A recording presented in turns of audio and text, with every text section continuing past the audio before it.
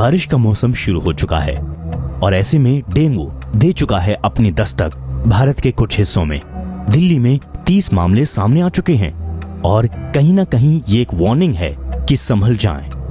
अभी से डेंगू से बचने के उपाय करना शुरू कर दें। आपको पता ही होगा कि डेंगू की बीमारी बहुत जल्द महामारी का रूप धारण कर लेती है और एक के बाद एक मामले सामने आना शुरू हो जाते हैं। तो हम डेंगू से अगर पहले ही सचेत हो जाएं, तो डेंगू होने की संभावना कम हो जाती है। चलिए पहले तो बता दें कि डेंगू फैलाने वाला मच्छर कैसा होता है और ये डेंगू कैसे फैलाता है। डेंगू की बीमारी संक्रमित मादा एडीज इजिप्ट मच्छर के काटने से फैलती है।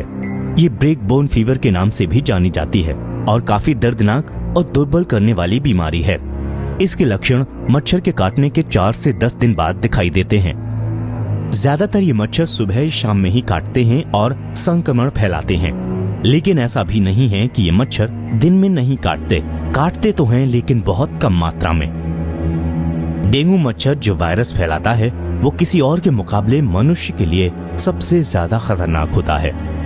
डेंगू फैलाने वाला मादा मच्छर जैसे ही मनुष्य के शरीर से ब्लड चूसता है, उसी वक्त वो डेंगू के वायरस छोड़ता है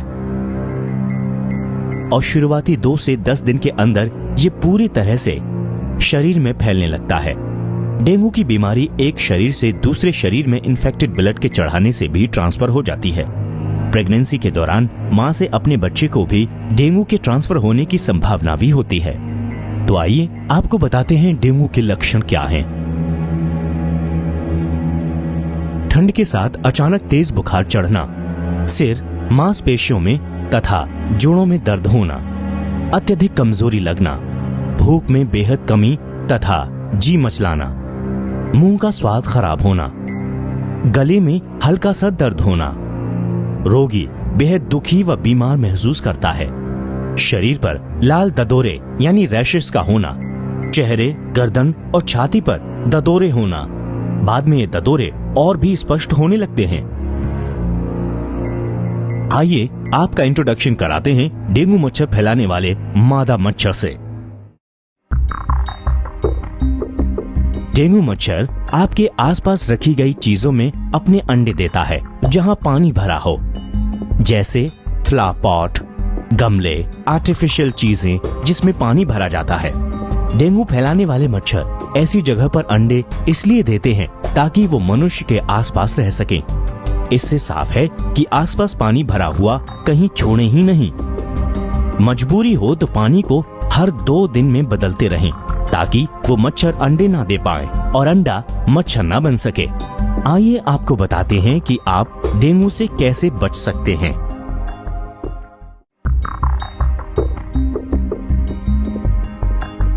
सुबह और शाम को घर में ही रहें और पूरे बाजू के यानी फुल स्लीव कपड़े ही पहनें। बच्चों को शाम को और सुबह को घूमने ना जाने दें। आसपास की किसी भी जगह पर पानी जमा ना होने दें। अगर पानी साफ करना मुमकिन ना हो तो पानी में केरोसिन ऑयल डालते रहें। शुरुआत में मच्छर काटने के 1 या 2 दिन बाद तक आपको कुछ महसूस नहीं होगा। 2 से 8 दिन के अंदर इसके सिम्टम्स दिखाई देना शुरू हो जाते हैं। रोगी को बुखार, पूरे शरीर में दर्द, हरारत शुरू हो जाती है। ऐसी स्थिति में आप तुरंत अपने खून की जांच करा लें, उपचार लेना शुरू कर दें। डेंगू की बीमारी से शरीर में प्लेटलेट्स की संख्या घटनी शुरू हो जाती है। इसके तेजी से कम होने के कारण कभी कभी रोगी की मौत भी हो जाती है। इसलिए तुरंत उपचार लेने के साथ साथ अधिक मात्रा में लिक्विड पीना शुरू कर देना चाहिए, जैसे जूस और नारियल पानी। साथ में कीवी जैसे फलों को भी खाते रहना चाहिए। डेंगू हो जाता है तो क्या क्या सावधानियां बरतें।